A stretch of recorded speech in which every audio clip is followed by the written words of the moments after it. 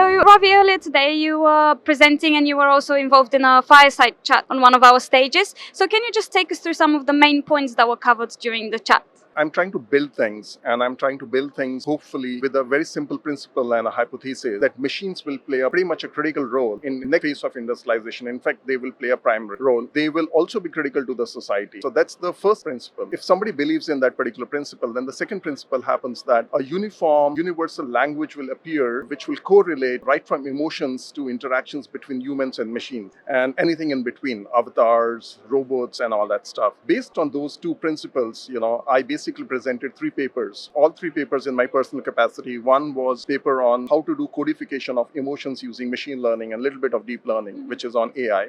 Second was, how to build robots from a perspective of a new definition of employment. And the third one was blockchain, how we can make trade far more easier and swifter, and how can we increase the speed of that particular trade. And how can this theory be applied to the aviation industry? Oh, well, so let's start with blockchain first because that's the easiest one. If you look at ecosystem of aviation, at a fundamental level, it has to work together. Airports have to work together with airlines, airlines have to work together with manufacturers, OEMs, and then everyone else, interior guys, MRO guys, and all the stuff.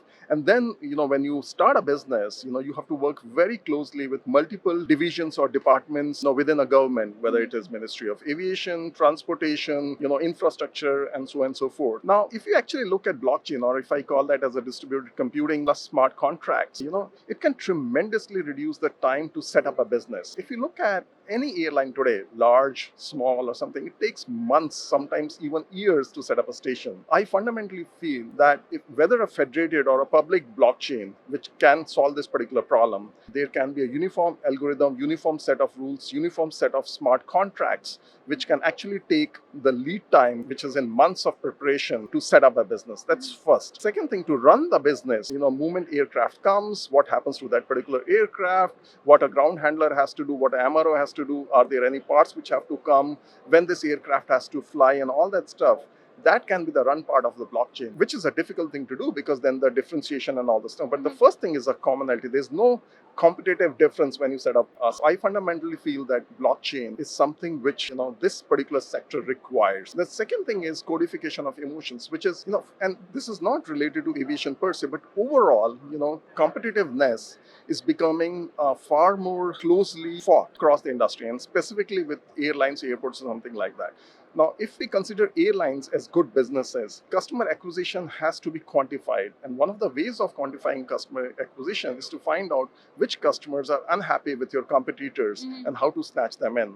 And that is a classical definition of a machine learning code. I think airlines will be highly beneficial if they actually spend time and energy and money in building use cases and building code libraries on that. Third one is robots, which is emotional and a passionate topic. I come from a space where a lot of young, which is a very, very young democracies. In these young democracies, it just breaks my heart when I see a 18-year-old kid or a 19-year-old female just doing this mundane task for the sake of earning a bread. And I always say that if you're pressing, even if it is computerized, and I differentiate between industrialization and computerization, even if you computerize a particular thing, and if a young kid is just pushing these 4, 5, 6, 7 keys, solve these 5 problems consistently or 5 repetitive tasks, by that kid will be like 34 years something, they're only going to get muscle memory and arthritis in right or left hand. I think we need to change definition of employment. We need to retrain our youth so they play a meaningful role, which is far more creative and far more meaningful, and we should leave this mundane tasks with machines. Hence, robotics comes as the third theme. How do you envision the future of travel experience? Certain things which I know for sure which happen. I think one, there would be a fundamental shift just because of from an airport perspective. I think this fundamental shift of design of airport where a passenger or a customer approaches retail, approaches baggage handler, approaches a counter, I think will change then in a reverse way, that everything will come to that particular customer, including gates. I think that shift needs to happen at a structural level at an airport. Second thing is from a community and social. I think morality and value system of society is changing.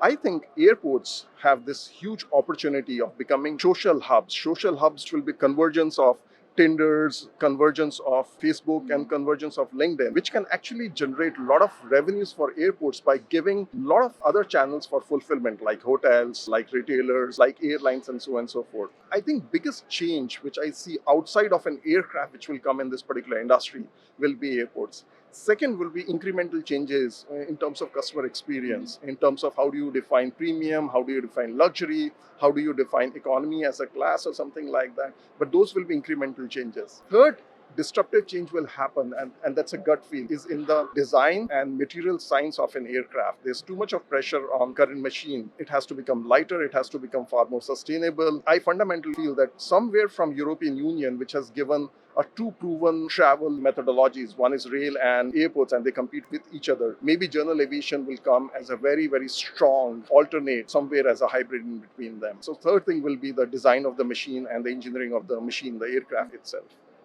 Okay, thank you very much, Ravi. It was a pleasure to chat with you Thank you. today.